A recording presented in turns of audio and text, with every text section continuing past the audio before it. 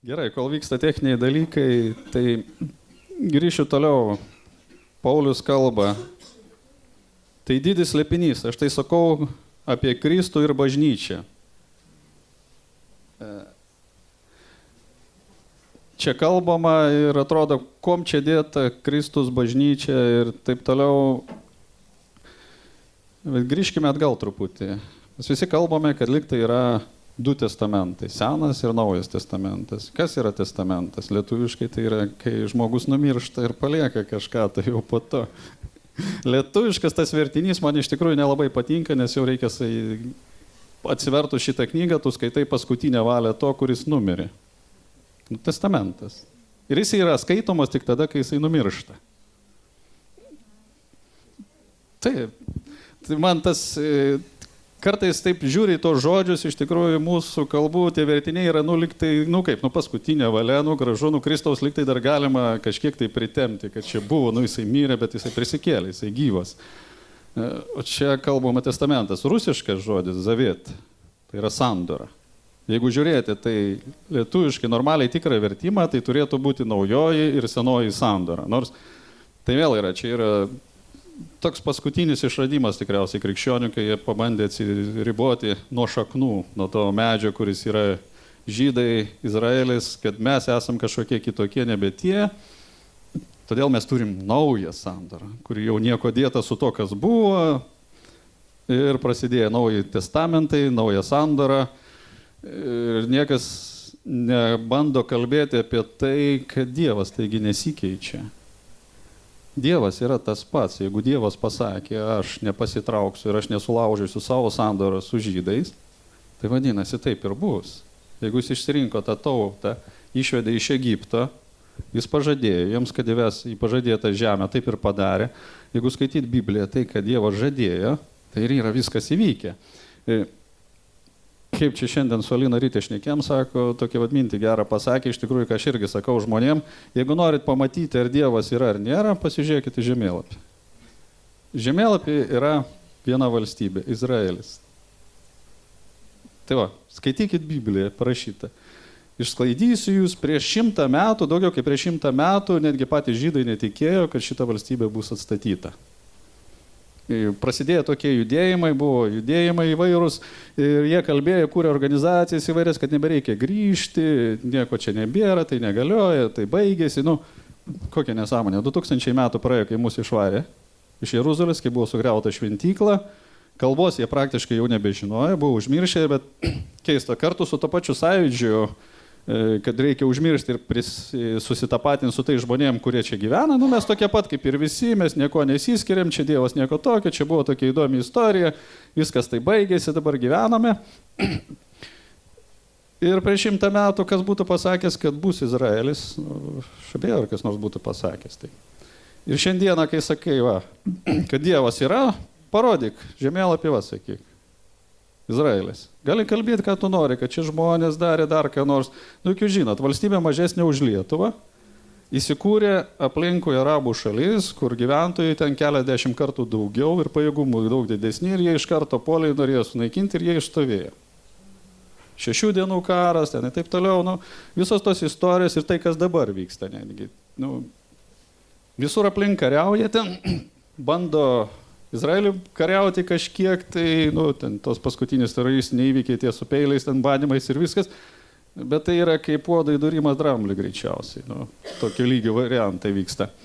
Tai kai kalbama apie sandorą, apie testamentus, Dievas yra ištikimas ir savo žodžiais jisai neatšaukė. Jeigu jis pasakė, aš padarysiu, aš surinksiu ir jie bus mano tauta, taip ir bus.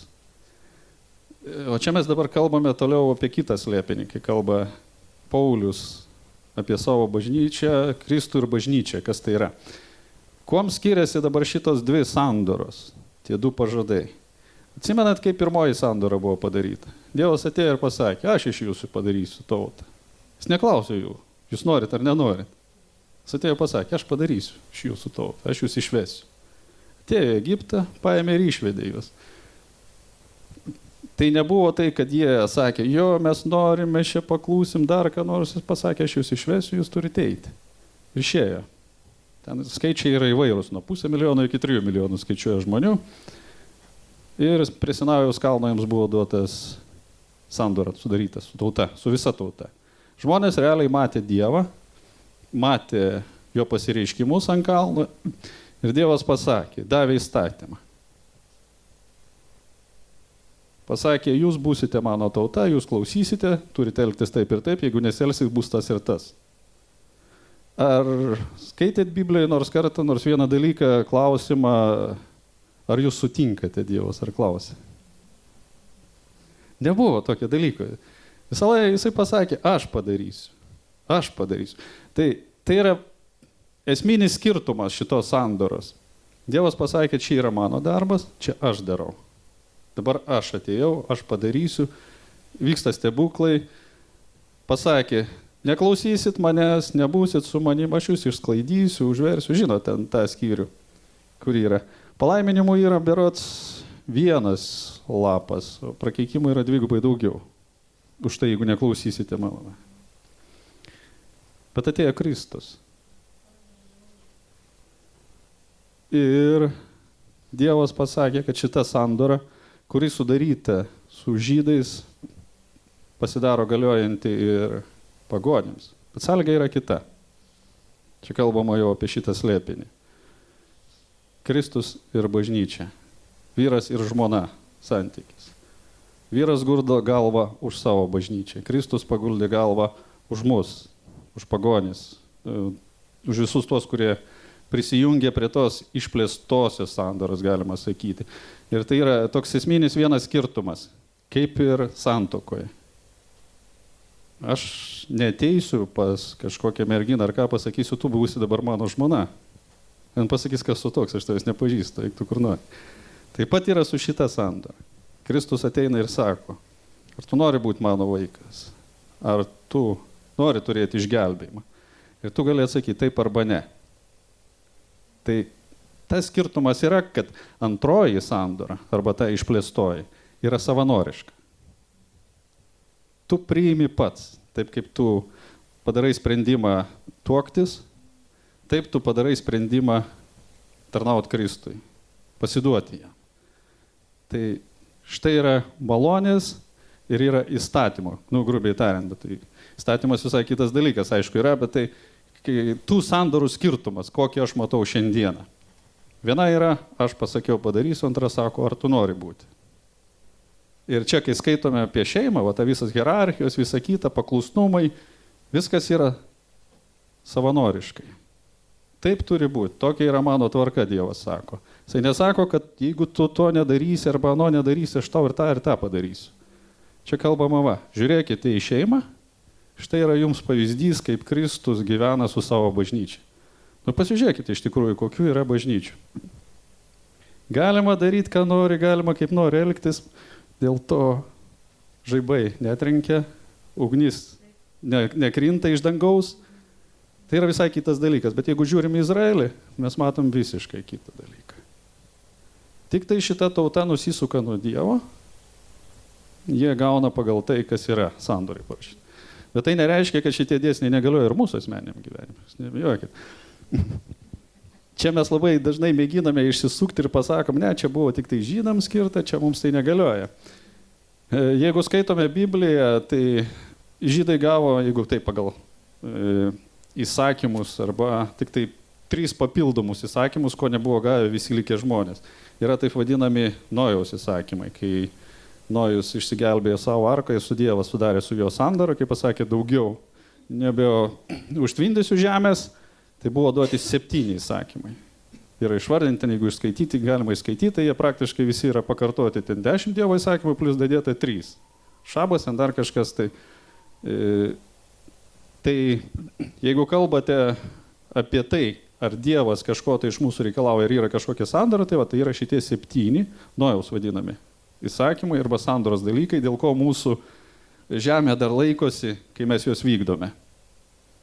Buvo pirmas dalykas, tai buvo, ką davė Dievas Adomui, buvo, dabar nepasiruošęs, aš tam esu, ten buvo keli punktai, po to, kai išvedė Nojų per vandenį, jam davė 7 ir su žydais buvo ten 10.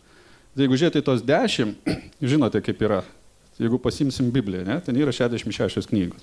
Bet tai nereiškia, kad Biblijoje yra 66 eilutės, taip pat su 10 Dievo įsakymų. Jeigu tai parašyta 10 Dievo įsakymų, nereiškia, kad tai yra 10 Dievo įsakymų.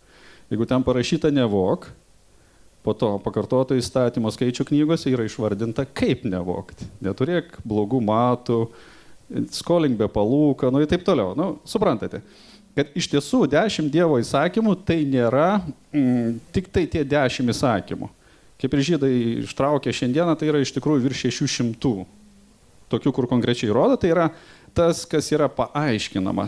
Kaip ties 10 Dievo įsakymų reikia suprasti ir paaiškinti. Toliau Dievas, kai kalbėjo, jisai toliau ir kalbėjo apie šitai.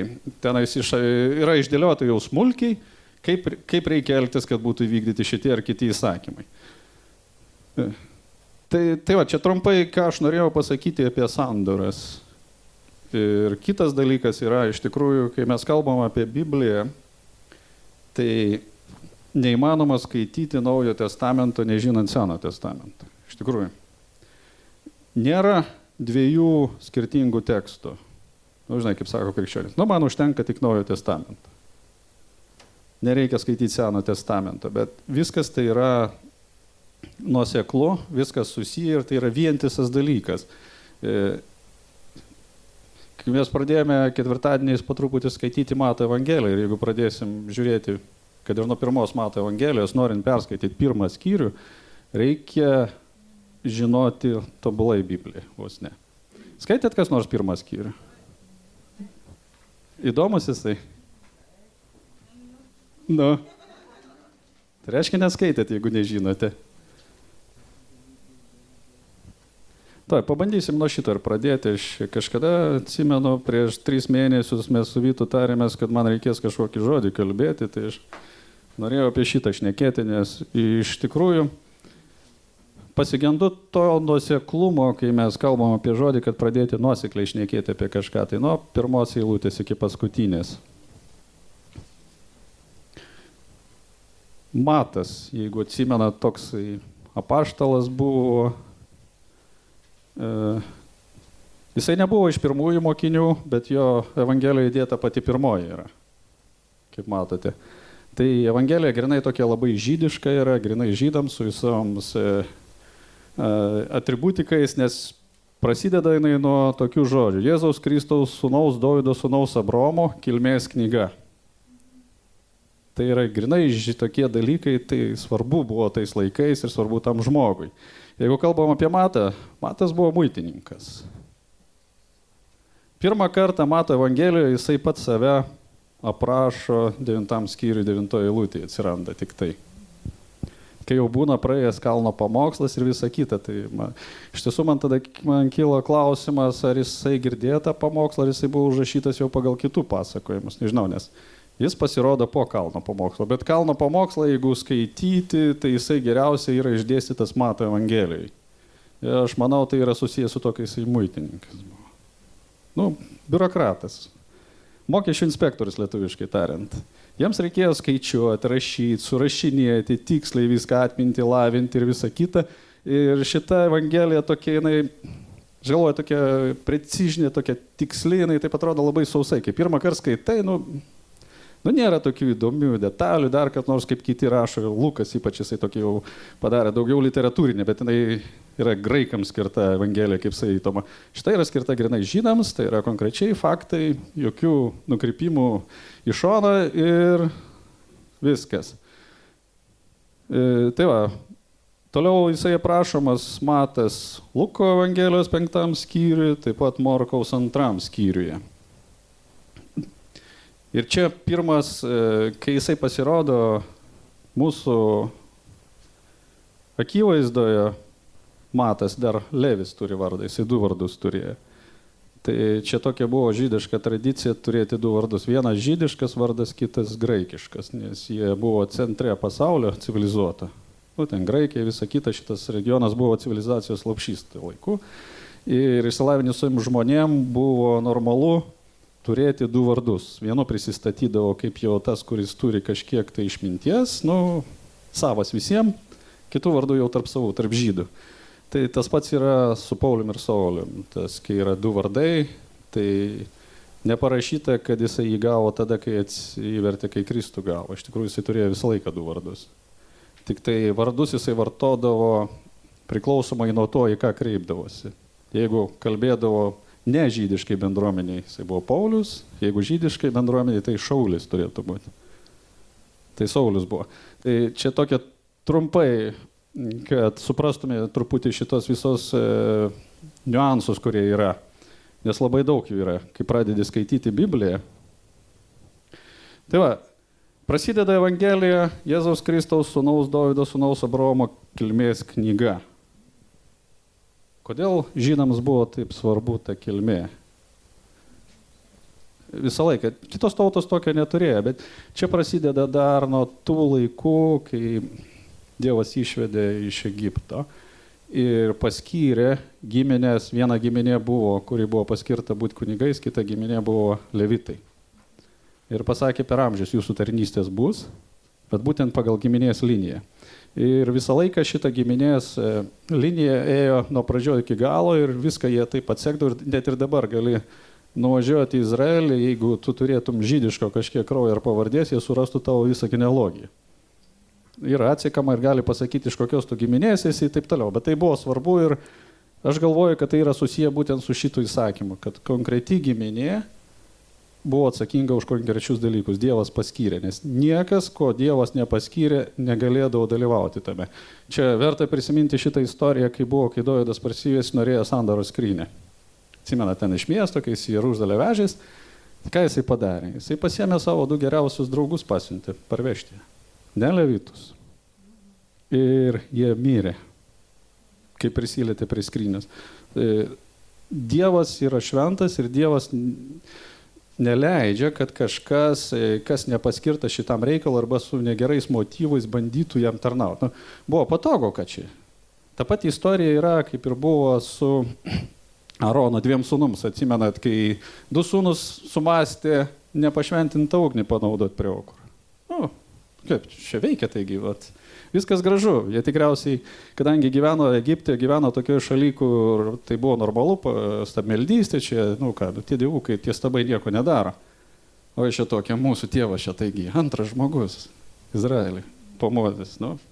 Galima skaityti, jisai buvo pirmas tikriausiai, nes Mozė visą laiką tylėjo, šnekėjo Aronas. Tai žinote, dabar mes eisim, nors jie buvo paskirti būti kunigais, bet jie pasinaudojo savo padėtim, bandė elgtis ne pagal taisyklės ir užteko to, kad jie pasiėmė nešventintą ugnį ir žuvo. Dievas juos ištiko ir sudegino. Tai šita istorija tuom yra aktuali mums taip pat, kad Dievo akivaizdoje einantis žmogus turi būti atsargus. Iš tikrųjų. Dievo veido nėra niekas matęs, kaip žinote. Ir Biblijoje niekad nėra parašyta, kad kas nors būtų matęs Dievą. Čia vienintelis Mozė rašo, kad lyg tai matė, bet čia yra daug variantų, kad greičiausiai per angelą šnekėjo, nes kai Dievas norėjo Mozei pasirodyti, jisai jį užklojo ir uždengė, kad tik netyčia nepamatytų savo veidą.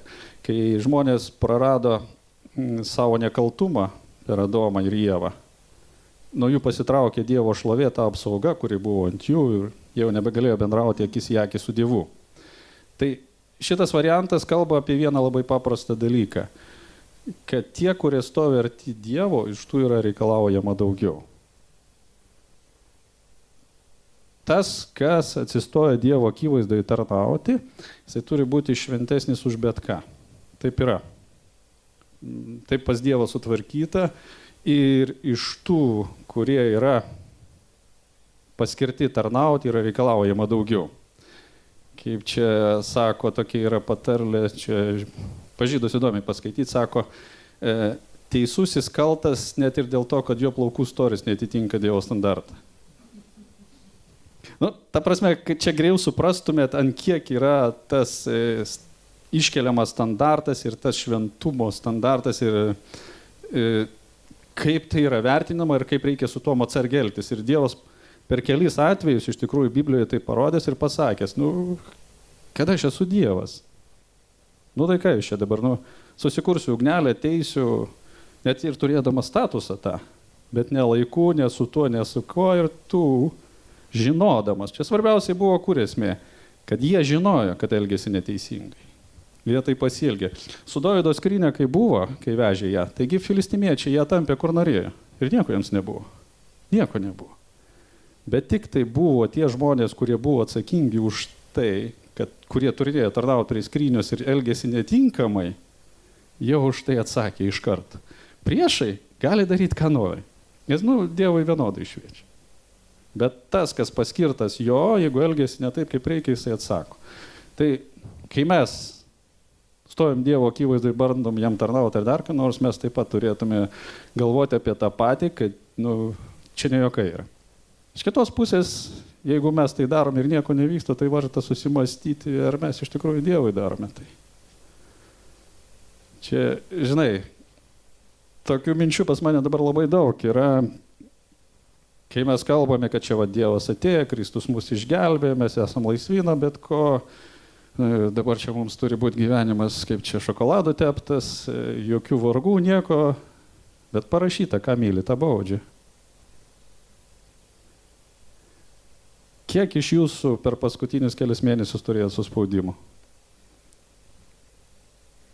Ačiū Dievui. Reiškia, Dievas myli jūs. Suprantat, būtų blogiau, jeigu iš tikrųjų mes gyventume ir Dievas mūsų netaisytų. Ką tai reiškia? Tai reiškia, mes ne jo vaikai. Jeigu Dievas mūsų neauklėja, tada reikia susirūpinti. Jeigu tavo gyvenimas šokoladu teptas jau, tada iš tikrųjų jau kažkas tai nebe taip yra tavo gyvenime. Arba tu dangujasi. Bet kol esame žemėje, aš manau, jisai mūsų auklėja. Auklėja mus, tai nepatinka, mes spardamės, bet jeigu myli, tai ir baudžia. Skaudu tai yra. Aš norėčiau, aišku, kad manęs nebaustų, kad neauklėtų, bet kai pagalvoju, kad kitaip nieko gero iš manęs nebus, nors jau turėtų būti kažkas tai, bet pažiūrėjus į mane, bet laiko dar yra, tikiuosi, kad spėsiu dar pasitaisyti kažkiek tai. Taip yra apie šitos standartus. Ir kai kalbam apie šventumą, apie tai Dievo reikalavimus šventiesiam, bažnyčiai ir visa kita, parašyta. Nuo ko prasideda Dievo teismas? Nuo Dievo bažnyčios, nuo namų. Ir Dievo teismas prasidės nuo mūsų. Džiaukimės, kad jisai prasideda nuo mūsų. Nes anie jau yra nuteisti. Jie jau nuteisti vien to, kad netiki, bet jis prasidės nuo mūsų. Ir Dievas mūsų teis visų pirma. Nes mes pasakėm, jo, mes tikim, tai viešpatie, mes atėjome į tavo sandarą savanoriškai, niekas mūsų nevertė. Nebuvo taip, tai šitas skirtumas yra. Ir toliau, ne iš karto mūsų ugnis trenkia, žaibas ar dar kas nors, mes atsipalaiduojame, bet ačiū Dievui, kad jis yra gailestingas ir randa, kaip mus pastatyti į vietą. Gerai, tai grįšim prie Evangelijos pagal Matą. Pradėjom šnekėti apie, kodėl svarbu buvo kilmė. Tai čia yra tokia pamokanti istorija Ezdros knygų, 2 skyrius, 59 eilutė. O šie sugrįžo iš Tel Melabo, Tel Heršos. Jeigu suprantate, tai čia buvo žydų sugrįžimas iš Babilono nelaisvės, kai jie ten šventyklą atstatinėjo ir prasidėjo tarnavimai. O šie sugrįžo iš Tel Melabo, Tel Haršos, Herubo, Adomo ir Imero, nors ir negalėjo įrodyti, kad jų protėvių namai ar kilmė buvo izraelietiška. Dėl Abijo, Tobijo ir Nekados palikonių 652. Taip pat ir kunigų iš palikonių Habajo, Hakozo ir Barzilajo, kuris buvo vedęs vieną iš Balzirajo gileadiečių dukterų ir buvo vadinamas jų vardu. Šie ieškojo savo šeimos kilmės įrašų, bet jų negalėjo surasti. Todėl jie buvo pripažinti kunigo tarnystėje nešvariais. Nerado įrašų, kad jų giminė iš tikrųjų yra kunigiška, nors ir liktai buvo, kad jie tenais turėtų turėti kažkokią pagal kaimynų parodymus ir taip toliau, bet knygose nebuvo parašyta. Įrašų nebuvo įrodymo, kad jie yra iš tikrųjų šitos giminės ir jie negalėjo tarnauti kaip kunigai. Tai šitą, kai skaitome, čia yra Jėzaus kunigystės patvirtinimas. Iš tikrųjų šitas kilmės sąrašas, kai skaitome. Konkrečiai, čia žydai parašyti.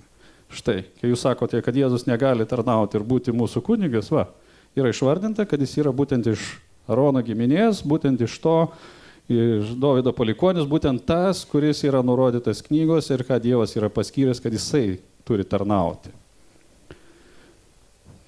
Taip, pradedam nuo pradžių. Abromui gimė Izaokas. Izaokui gimė Jokūbas, Jokūbui gimė Judas ir jo broliai. Judui gimė Faras ir Zara iš Tamaros. Farui gimė Esromas, Esromui gimė Aramas, Aramui gimė Aminadabas, Aminadabui gimė Naasonas, Naasonui gimė Salmonas. Salmonui gimė Boazas iš Rahabos. Boazui gimė Jobedas iš Rūtos, Jobedui gimė Jesi. Jesi gimė karalius Dovydas. Dovydui gimė Saliamonas iš Ūrijos žmonos. Saliamonui gimė Roboamas, Roboamui gimė Abija, Abijai gimė Asa, Asai gimė Jozapatas, Jozapatui gimė Joramas, Joramui gimė Ozijas. Ozijui gimė Jotamas, Jotamui gimė Ahazas, Ahazui gimė Ezekijas, Ezekijui gimė Manasas, Manasui gimė Amonas, Amonui gimė Jozijas, Jozijui gimė Jechonijas ir jo broliai ištrėmimo į Babiloną laikais. Po ištrėmimo į Babiloną Jechonijui gimė Salatėlis, Salatėliui gimė Zorobabėlis, Zorobabėliui gimė Abijudas, Abijudui gimė Eliakimas, Eliakimui gimė Azoras, Azorui gimė Sadokas, Sadokui gimė Achimas, Achimui gimė Elijudas, Elijudui gimė Eleazaras, Eleazarui gimė Matanas, Matanui gimė Jokūbas. Jokūbui gimė Juozapas, vyras Marijas, iš kurios gimė Jėzus, vadinamas Kristumi. Įdomi knyga. Įdomias eilutės, ne? Bet jeigu nežinai Seno testamento, atrodo, kas čia tokio. Suvardinti vardai kažkokie. Pirmą kartą iš tikrųjų, kai skaitai, taip, jeigu neskaitė Seno testamento, kažkokie nelietuviški visi vardai. Aišku, yra ten Jokūbas, pas mus jau vartoja ten tokį vardą dar kas nors, Juozapas, Jėzus, tos mes žinom, girdėjome. Ką galima dar čia pastebėti šitoje vietoje? Visa giminystė yra taip. Jie visi po vieną vaiką turėjo? Jo, čia gera mintis. Iš tiesų jie turėjo daugiau vaikų. Buvo čia ir 12 giminių, žinai, iš Jokūbo ir taip toliau yra. Bet giminystė vis tiek, kai medė šakojasi, visų nevardinsi. Čia kiekvieną galima po to atsekti pagal tas šakas, nes čia kiek kartų praėjo. Tai Biblijos neskaitė, aš supratau. Jeigu toksai klausimas yra, ar jie turėjo po vieną vaiką. Ja. Kas čia yra? Čia pagal žydišką tradiciją visa giminė yra iš vyro pusės, skaičiuojam, bet jeigu skaitėte, čia matėte, yra moteriški vardai. Taip. Pagonis moteros yra. Pirmoji yra Tamara. Irgi tenais jau įdomi istorija yra, jeigu žinote.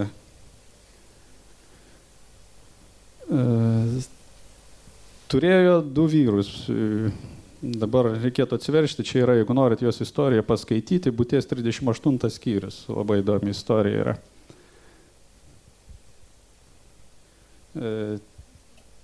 Tėvas savo sūnų vieną ištekino už Tamaros, bet jis buvo nedoras ir blogas viešpatės akivaizdai, todėl Dievas jį numarino.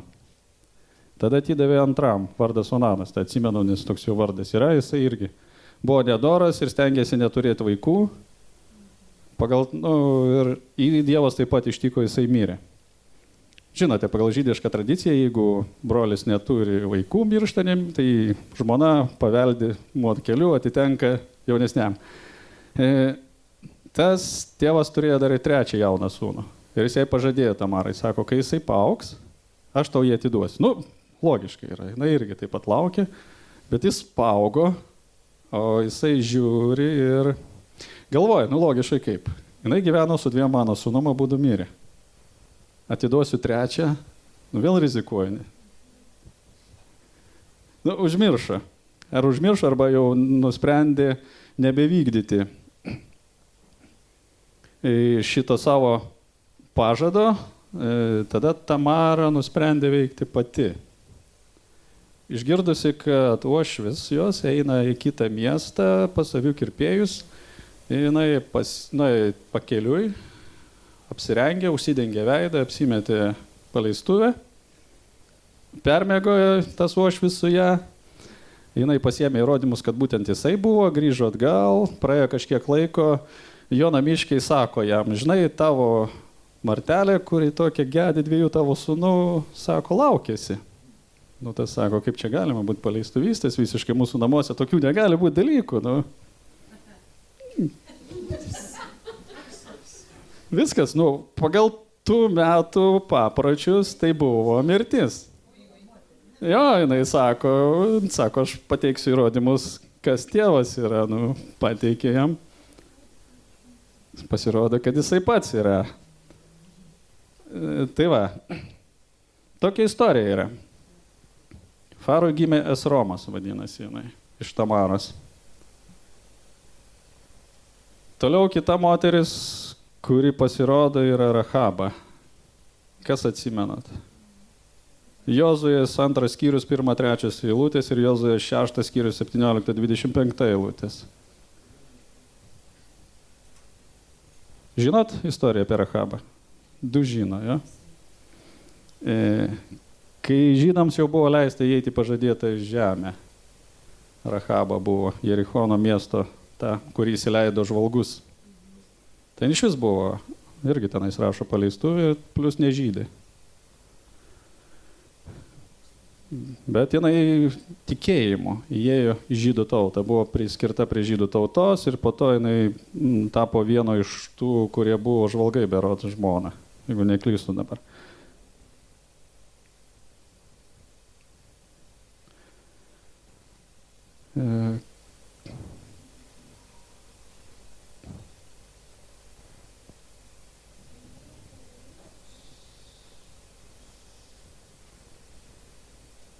Sekanti moteris yra kokia? Taip. Rūta. Rūtos istorija nesenai čia truputį pasakojo, girdėjote, atsimenate šiek tiek, jos tas yra pagrindinis dalykas, ką jinai pasakė. Nevers manęs tave palikti ir sugrįžti, kur tu eisi ir aš eisiu, kur tu gyvensi ir aš gyvensiu. Tavo tauta yra mano tauta ir tavo dievas, mano dievas. Tai va grįžo. Rūtos istorijoje yra šitas dalykas, pagrindinis Rūta yra Dovydo močiutė. Tai va šita giminė. Toliau, jeigu kalbama apie visus šitos dalykus, yra Dievas tom nori pasakyti, kad nesvarbu tavo kilmė ir kad jisai priima visus žmonės.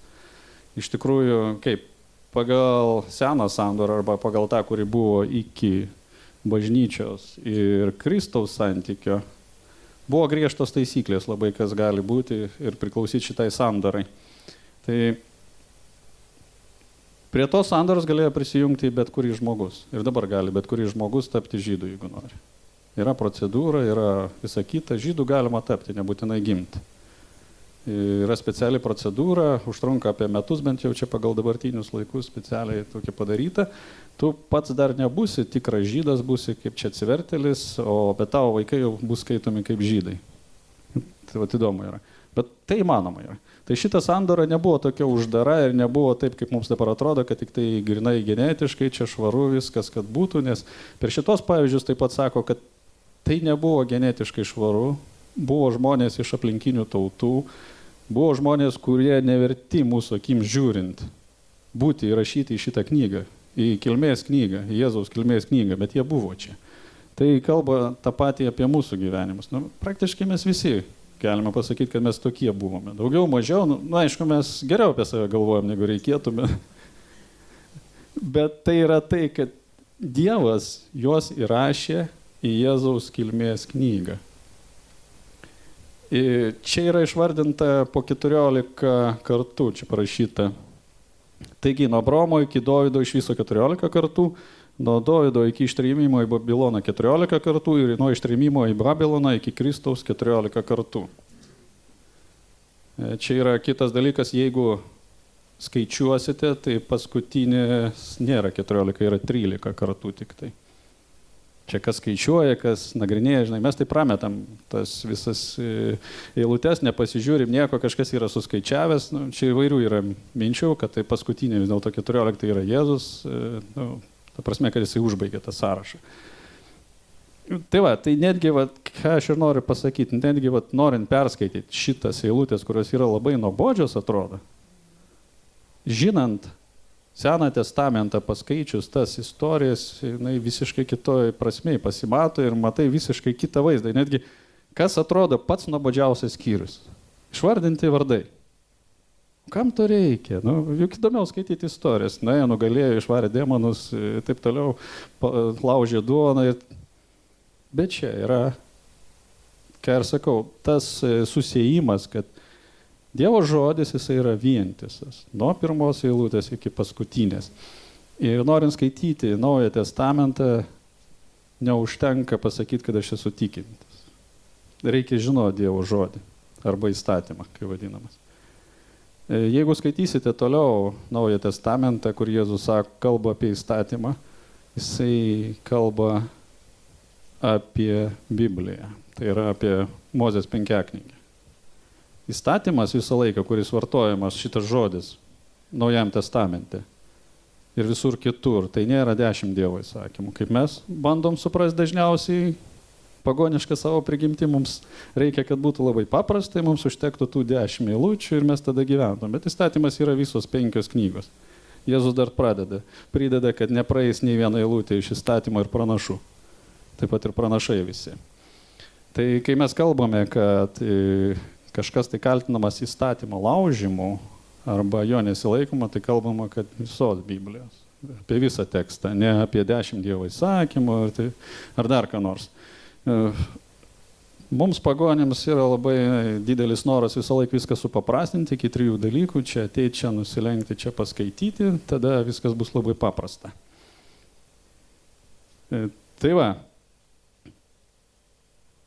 išvardinta visa giminė.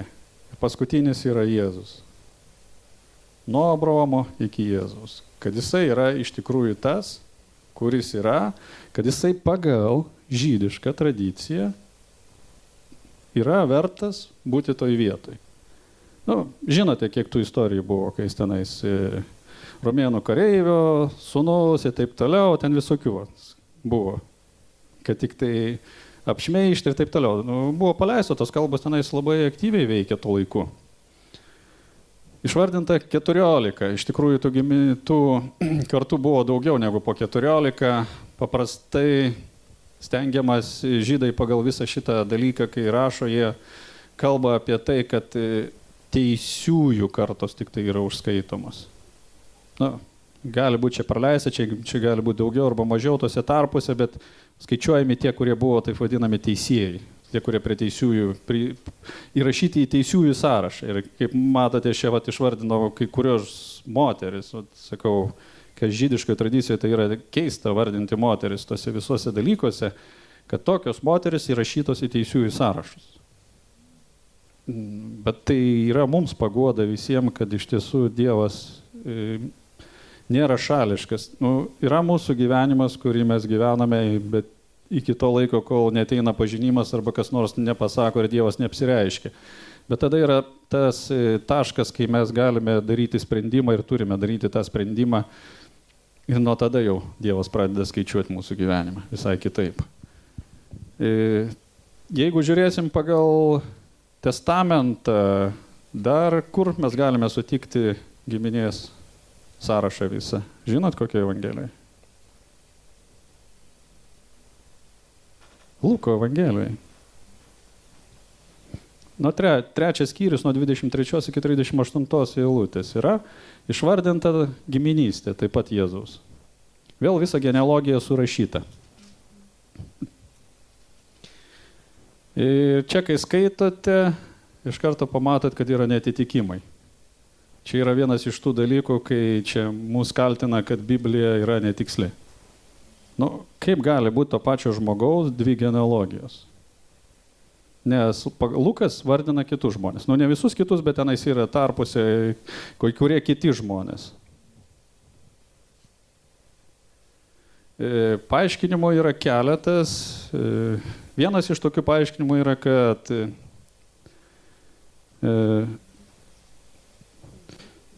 linija giminystės Mato Evangelijoje pagal Juozapą, Luko pagal Mariją. Nu, pagal moterišką pusę pravaryta. Bet man atrodo, kur aš skaičiau ir ką radau, kad yra teisingesnis paaiškinimas, tai yra būtent ta istorija, kur pasakojau apie Tamarą. Jeigu miršta vyras ir nepalieka vaikų, nu, brolis gali pasiema jo žmoną ir tada pirmas gimęs vaikas skaitomas to brolio vaikų, kaip to, kuris mirė. Tai yra toks, kalbama, toks yra paaiškinimas, kad Mato Evangelijoje būtent pagal šitą yra rašyta, kad nors gimė jisai žmogus kitam, realiai, Zaksė pas mus būtų užrašyta, kad jis yra Jono vaikas, nu, o rašo žydai, kad tai yra Petro.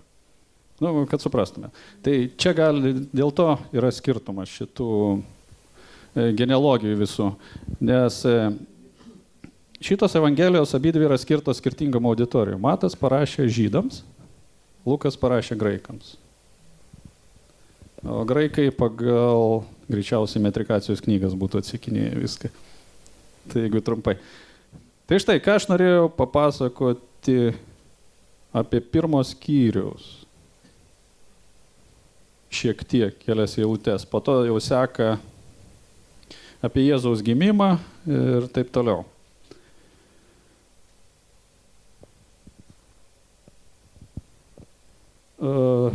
Toliau galbūt peršoksiu, mes, kai šnekėjom, ketvirtadienį šnekamės šitą Evangeliją, yra įdomiausias skyrius Kalno pamokslas, 5 skyrių, jeigu atsiversite.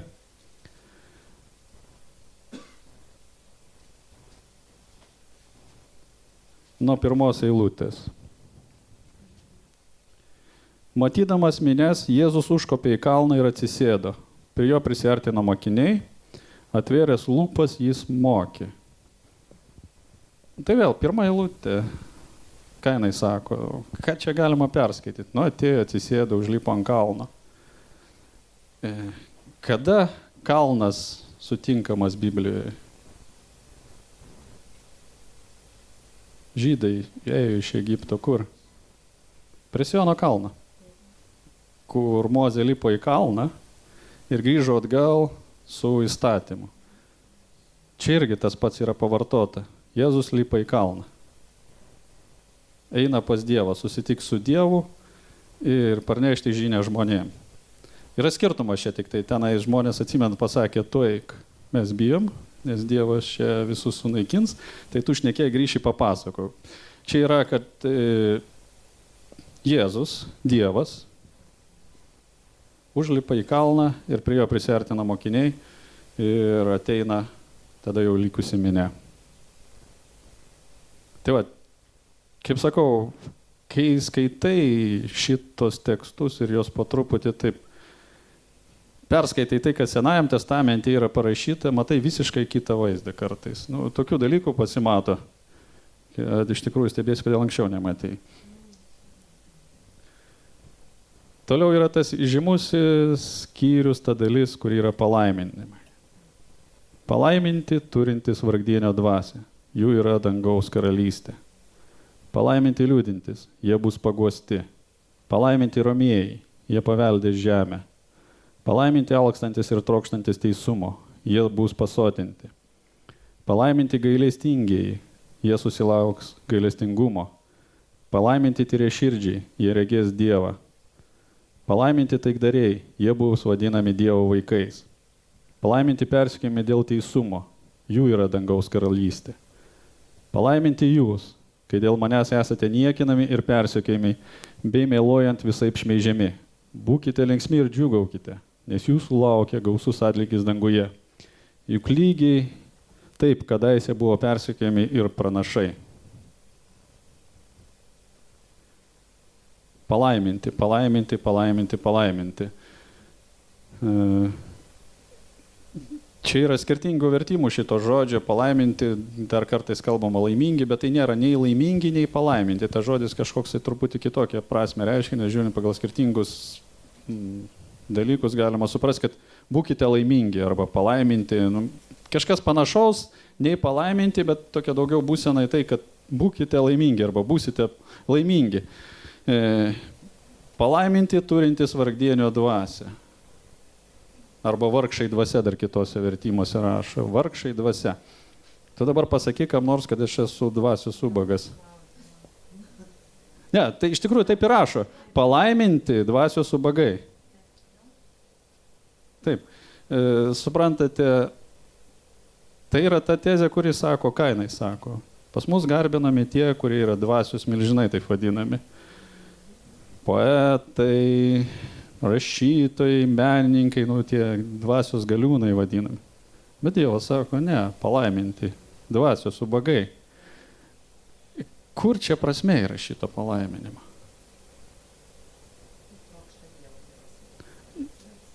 Nes tas, kas yra šiandien turtingas, jisai neieško ten nieko. Tas, kas supranta, kad jis yra dvasios ubagas iš tikrųjų, tai jis ir ieškos tos dvasios, kurį jį užpildys ir padarys jį pilną. Tai nėra tai, kad, čia visi tie palaiminimai, jeigu žiūrim, kalba tai, kas yra prieš pasaulį, aplamai priešingus dalykus. Ne? Palaiminti liūdintis. Kokia čia gali būti laimė, kai tu liūdi? Laimingi yra tie, kurie džiaugiasi. Taip pasaulį. Dievas sako, ne. Laimingi tie, kurie liūdi. Viskas priešingai yra. Jie bus paguosti. Taip. Mūsų laukia paguoda. Palaiminti romieji. Jie paveldė žemę. Kaip sako, naglas staroja šesti. Jo? Čia kalbama atvirkščiai. Sako, kad kuo tu naglesnis, tuo tu laimingesnis būsi. Tuo tu galėsi daugiau pasimti visko, atimti. Taigi visas pasaulis taip gyvena ant to ir pastatytas. Čia kalbama visiškai priešingi dalykai. Kad ne, tik nusižeminimas. Jeigu toliau ten skaitysime apie Jėzaus mokinius, apie visą kitą, kas nori būti didžiausias, tebūnie mažiausias tarp jūsų. Štai, palaiminti romėjai. Palaiminti alkstantis ir trokštantis teisumo. Jie bus pasotinti. Čia komentarų praktiškai nereikia, aš galvoju. Palaiminti gailestingiai, jie susilauks gailestingumo. Gailestingiai susilauks gailestingumo. Čia yra jau dabar kalbama šitoje vietoje iš tikrųjų apie ką pasiesi, tą nupjausi. Siesi gailestingumą, nupjausi gailestingumą. Palaiminti tyrė širdžiai, jie regės Dievą. Palaiminti taikdariai, jie bus vadinami Dievo vaikais. Palaiminti persekiojami dėl teisumo, jų yra dangaus karalystė. Čia jeigu žiūrėti dar, tai tie palaiminimai visi, taip galima sakyti, nuo tokio, kaip ir hierarchija tam tikrai, jeigu paskaityti, yra išdėliota. Palaiminti dvasios ubagai. Jeigu tu būsi vargšas, pradėsi ieškoti, tada ateis to kiti dalykai. Tada tu nuliusi, kai pamatysi, kad tu esi iš tikrųjų dvasios ubagas. Tada pradėsi ieškoti Dievo. Ateis romumas, susitaikymas su Dievu. Pradėsi alkti ir trokšti teisumo. Ateis gailestingumas į tavo gyvenimą. Pasidarysi tyrė širdis, būsi taikdarys, o tada būsi persekiojamas dėl teisumo. Čia įdomu, kaip paskaitai, tai atrodo, tos visos eilutės galim ištraukti vieną, apie ją gali, čia būna pamokslo, apie vieną eilutę šneka, kokį valandą galim pašnekėti, bet man patinka skaityti nuosekliai tekstą. Jeigu skaitai taip nuosekliai, gaunasi visai kitas vaizdas yra. Ir pabaigoje parašyta, palaiminti jūs. Pradžioje rašo, kad palaiminti visi. Toliau paskutinis palaiminimas yra taip. Palaiminti jūs, kai dėl manęs esate niekinami ir persekiami, bei meluojant visaip šmeižiami. Kada esate palaiminti? Kai dėl manęs esate niekinami ir šmeižiami. Ne dėl savo darbų, ne dėl savo kažko, tai ką tu padarei, ko nepadarei, bet dėl Jėzaus vardo. Būkite linksmi ir džiūgaukite, nes jūsų laukia gausus atlygis danguje. Juk lygiai taip, kadaise buvo persekiojami ir pranašai. Tai va, čia šita vieta sako, kad viskas gražu, bet džiaukis tik tada, jeigu tave pradės persekioti dėl Kristaus vardo. Jeigu tave persekioti dėl ko nors kitko, tai pats kaltas esi. Džiaugsmo ten bus mažai. Jeigu tu vagiai, meluoji, kažką tai darai ir tave už tai persekioja, dėja tau teks pačiam atsakyti. Bet jeigu tave persekioja ne dėl to, kas tu toks esi, bet dėl Kristaus, kad tu sakai, kad Kristus gyvas, jisai yra gyvas mano gyvenime, tada jau gali pradėti džiaugtis. Kai pirmą kartą ant tavęs kas nors taip užvažiuos, žinok, tu esi teisingam kely. Jau mes pakliuvome.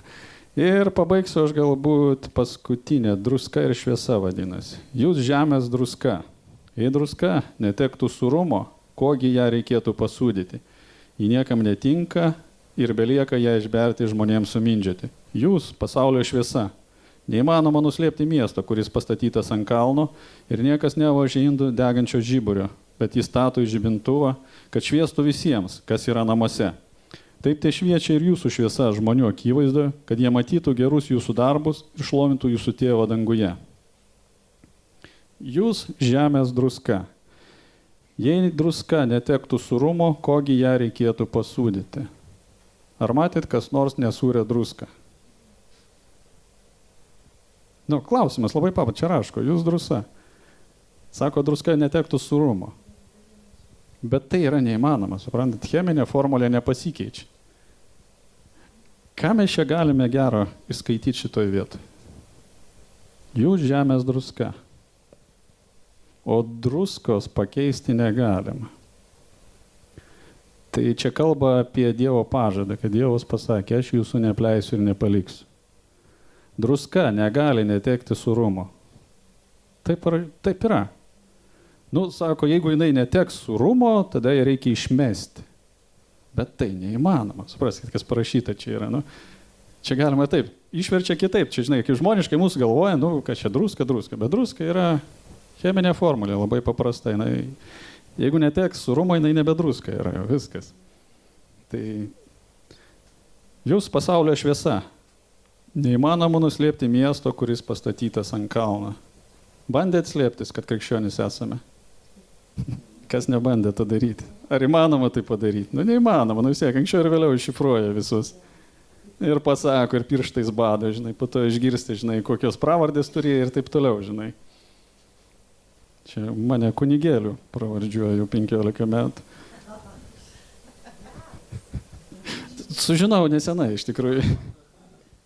Pasijokiau jam.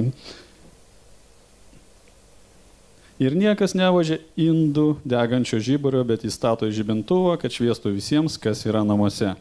Taip tai šviečia ir jūsų šviesa žmonių akivaizdoje, kad jie matytų gerus jūsų darbus ir šlovintų jūsų tėvą danguje.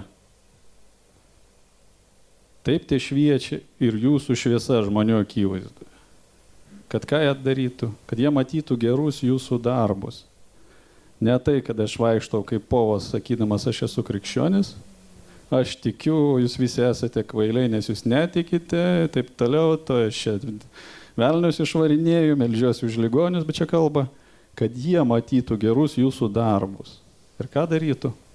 Ir šlovintų jūsų tėvą danguje. Ne jūs, bet jūsų tėvą danguje. Čia yra kertiniai dalykai. Mes kaip žmonės ir pagonis, mes norime, kad žmonės matytų gerus mūsų darbus ir šlovintų mus. Taip. Čia yra tie du kertiniai dalykai, paskutiniai, kurie yra, kad niekas neužvažia indų degančio žibūrio. Jeigu jau pasakėjai, kad esu, tai žmonės turi šlovinti Dievą, ne tave. Ir už ką? Už tavo gerus darbus. Nors mes sakome, kad mes išgelbėti ne per darbus, ne malonę, bet jeigu skaitysite tekstą, visur kalba apie tai, kad jeigu tu esi išgelbėtas ir tu esi malonė, ir jeigu tu tikintis esi, iš ko žmonės pažins šitai? Iš tavo darbų. Bet darbais mes negalime būti nuteisinti. Bet jeigu esame išgelbėti, nedaryti darbų mes negalim. Viskas. Čia kaip yra bažnyčia ir Kristus, tas santykis šeima, vyras ir žmona. Kaip sakau, nuo ko ir pradėjau. Neužmirškime to. Taigi, taip te šviečia ir jūsų šviesa žmonių akivaizdoje, kad jie matytų gerus jūsų darbus ir šlovintų jūsų tėvą danguje. Čia toks palinkėjimas visiems. Ir čia yra Dievo žodis, ir čia yra Kristaus žodis, tai reiškia Dievo įsakymas, kad žinotumėt. Duos Dievas, pratęsime toliau. Mato Evangelija labai įdomi, jeigu dar pradėti kalbėti apie visą testamentą. Sakau, aš dabar skaitau pirmus 3 Biblijos pradžios knygos skyrius, nežinau kiek mėnesių, vis po kiekvieną eilutę grįžtu atgal, vis kažką naujo perskaitau. Atrodo, lyg tai nieko tame tekste nėra, bet kiekvieną kartą vis kažką naujo, dar kažkokį vieną kitokią spalvą pamatai, dar kitokį. Ir po to, kai pradedi skaityti Naują testamentą ir pamatai, kaip tai susiję su Senu testamentu, tai viskas dar kitokiom spalvom išsiskleidžia ir matai visiškai kitą vaizdą. Matai, kad Dievas yra. Taip. Gerai, tada baigsiu. Tegul mato žmonės gerus jūsų darbus ir šlovina mūsų tėvą dangui. Ne mus.